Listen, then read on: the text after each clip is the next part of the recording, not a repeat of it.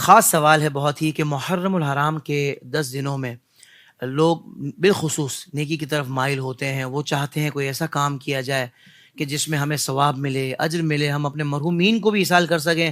تو اس مہینے کی حرمت کا بھی ان کو اندازہ ہوتا ہے.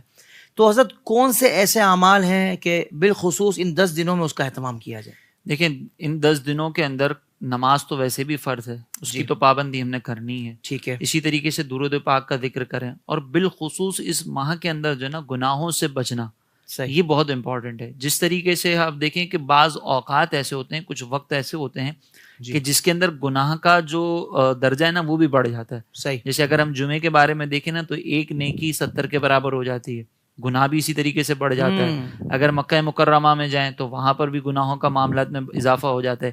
اسی طرح محرم کے اندر بھی ہے. تو اس محرم الحرام میں بالخصوص ہم جو ہے اس بات پر توجہ کریں کہ ہم گناہوں سے بچنے کی کوشش کریں. صحیح. اور اس انداز سے بچنے کی کوشش کریں کہ پھر آئندہ زندگی میں کبھی گناہوں کا ارتکاب نہ ہو.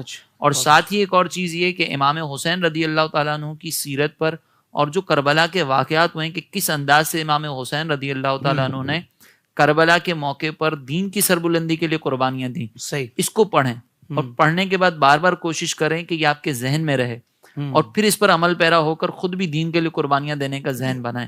یہ وہ اعمال ہیں جو بطور خاص ہمیں ان 10 دنوں کے اندر اختیار کرنے چاہیے. ٹھیک ہے. باقی اس کے علاوہ کچھ وظائف ہمارے بزرگان دین نے بیان فرمائے، جیسے دعا عاشورہ وغیرہ ہوتی ہے، یا اسی طریقے سے بسم اللہ الرحمن الرحیم لکھنے کا حکم ہے، روزہ رکھنے کا حکم ہے بالخصوص عاشورے کے دن. ساتھ میں جو ہے وہ 9، اگر 9 کا نہ رکھ سکیں تو 11 کا روزہ رکھ لیا جائے. تو یہ سارے اعمال اختیار کریں گے تو انشاءاللہ یہ جو 10 دن ہیں یہ ہمارے بہت اچھے انداز سے گزریں گے، اور ان کی جو برکتیں ہیں وہ بھی انشاءاللہ میں حاصل ہوں گی. تو مطلب یہ ہوا مفتی صاحب کہ جو سارا سال مخصوص قسم کے گناہ کر رہے ہوتے ہیں، کچھ ایسے شعبے سے وابستہ ہوتے ہیں کہ وہ گناہی والا کام ہوتا ہے، تو محرم الحرام میں ان گناہوں کو معطل نہیں کرنا بلکہ توبہ کرنی ہے، ان کو ترک کرنا ہے. ترک کرنا ہے. اگر ہم معطل کر دیں گے، تھوڑی دیر کے لیے گیپ لے کر آ جائیں گے تو یہ بھی ٹھیک ہے کہ چلیں کم از کم اس سے تو بہتر ہے، اس سے تو بہتر ہے نا. لیکن اصل تو یہ ہے کہ جب آپ تذکرہ حسین کر رہے ہیں نا تو پھر رائے حسین پر چلیں. کیا کہنے ہیں، یہ کمال ہے نا، رائے حسین پہ چلنے والا پھر گناہوں کی طرف پلٹ کے نہیں دیکھے گا. سبحان اللہ، سبحان اللہ.